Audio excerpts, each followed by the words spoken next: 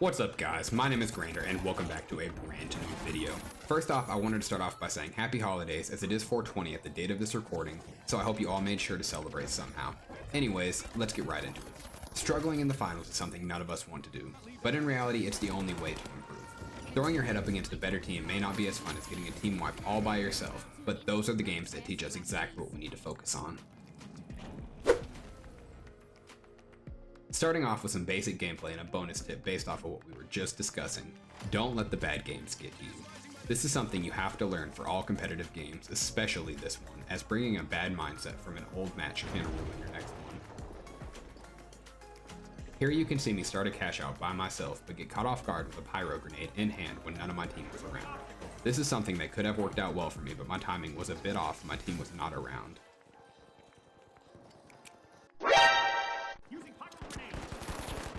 I would also not recommend giving up high ground that quick. Tip number 1, and possibly the most important, never be afraid to focus on the objective. I understand that getting insane clips can be fun and the game does feel best when you're getting the most kills, but if you want to win your matches, especially in ranked,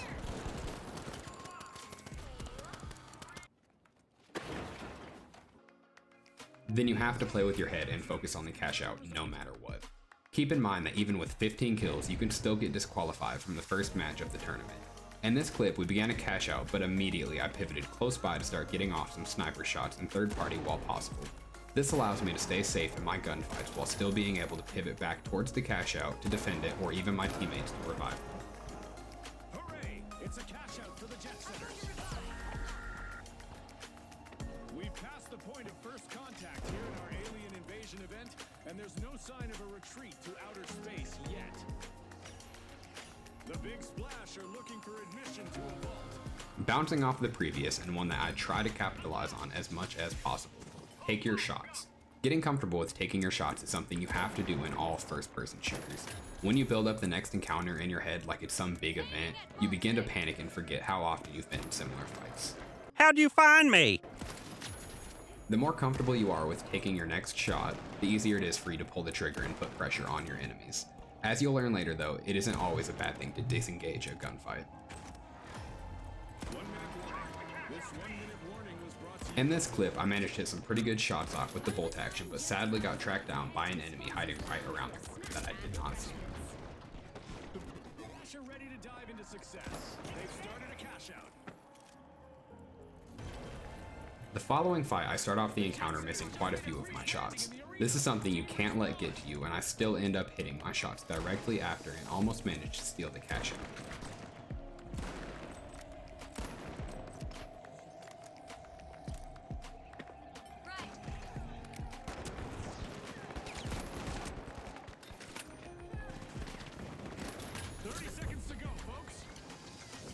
Getting into tip number 3, don't sweat the small stuff. This tip is kinda similar to the bonus one I had at the start of the video, but expanded, it's more about keeping a level head all the time.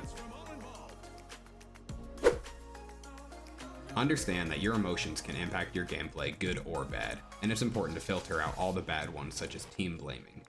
These are factors that you won't be able to control in your matches, such as enemies and your team. You have to focus on the factors that you can control, such as you and your emotions. This can allow you to achieve a more zen state that helps you hone your game sense instead of diminishing it.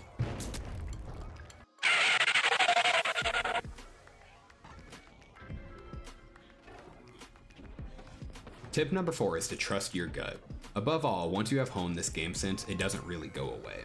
The pacing of this game is very important, with it being easiest to pick up on while spectating matches. Seeing how your teammates take their battles and how your enemies react will help you make your reaction time better and get your game sense immensely better. While you may think it takes hundreds of hours to get a feel for this game, it really doesn't as long as you watch your matches with intent. Countering your enemies' playstyles and complimenting your teammates will take you a long way, even without comms. Complete team wipe for the Steamrollers.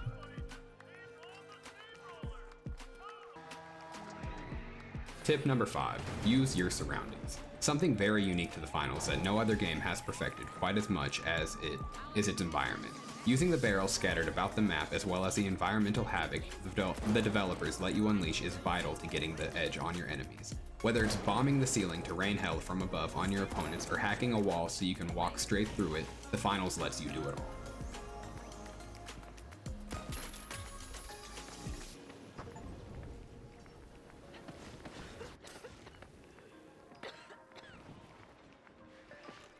Tip number 6 is one you may not think about right away, but it's watch for traps.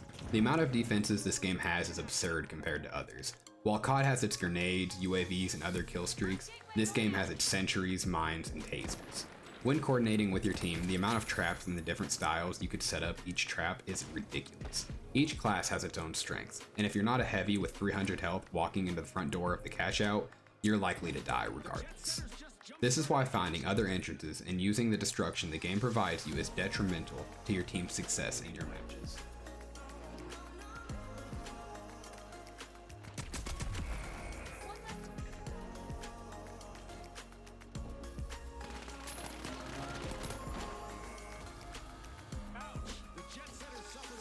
Playing ranked matches is something you may or may not have done yet, but you'll come to realize that they have a different pacing than quick matches when you do. This pacing can sometimes be quicker and sometimes be slower, but that's exactly why tip number 7 is to stay nimble and make sure you know areas you're able to pivot to if your health gets low. At any moment, your entire surroundings could explode and you could have nowhere to stand on. This is why you must have an idea of where you could run to next in case any bad scenarios begin to unfold. To advance this even more, keeping tabs on your teammates' whereabouts can help you when you need to find a safe area you can retreat to. Hopefully, if they're relying on these tips too, your teammates know that they can find a safe area by retreating near you as well.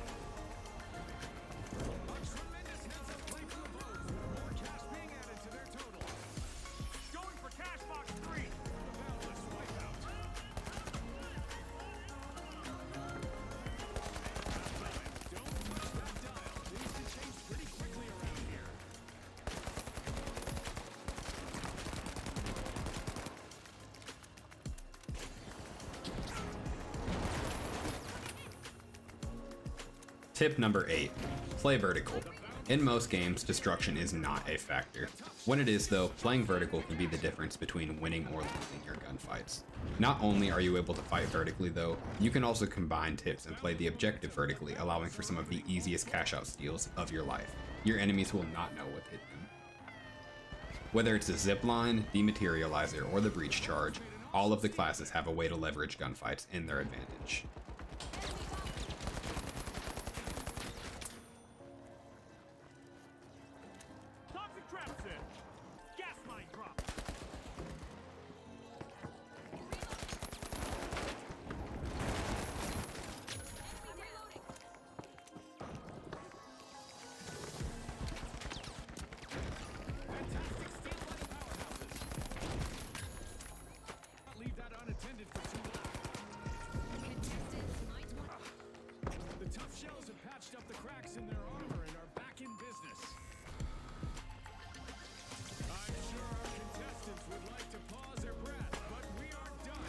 Tip number 9, play for your team. When jumping and grappling across the map at light speed, it's easy to gain tunnel vision, causing you to forget that this is a team game. While this isn't as likely to happen when you have comms or when you're playing with friends, this has cost me a few games playing solo, especially early on. Running back to revive your teammates gives you not only another weapon in a fight, but also more intimidation as the enemy has to begin thinking about double the gadgets and double the lines of sight. Sometimes this may even prevent them from pushing at all if they know that you've got the revive off.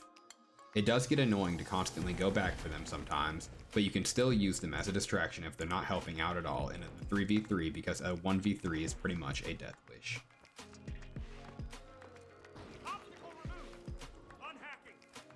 The jet setters have recovered.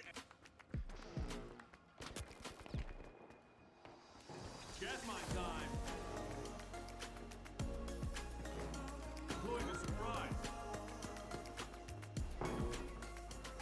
The high notes are all fired up. They've started our first cash out.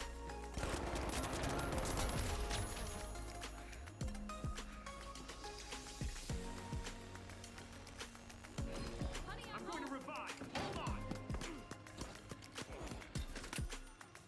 I got you. Coming back on what I had touched earlier, the 10th and final tip is to know when to disengage. Knowing when to disengage can not only save your KD, but even the game in some scenarios if you're able to hide and get a revive off. It only takes one person to make a game-changing play, but it's even easier to do with two people coordinating. Disengaging properly takes the usage of a couple gadgets usually, so it's smart to keep one or two in the reserve for whenever you need to escape and reevaluate. Setting a mine. Gonna revive. Cover me. Someone call Anyways guys, that will be it for today's video. I appreciate you all sticking around, especially if you made it towards the end. Don't forget to like and subscribe, it really does help, and hopefully at least one or two tips from today end up helping you improve your gameplay. The goal is to start uploading some more content in the future, including a Fallout marathon, so keep posted for that. But until then, stay toasty everyone. Zipline over here.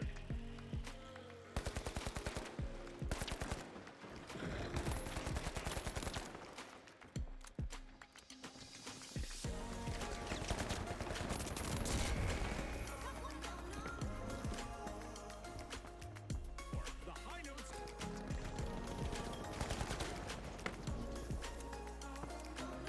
Setting a zipline.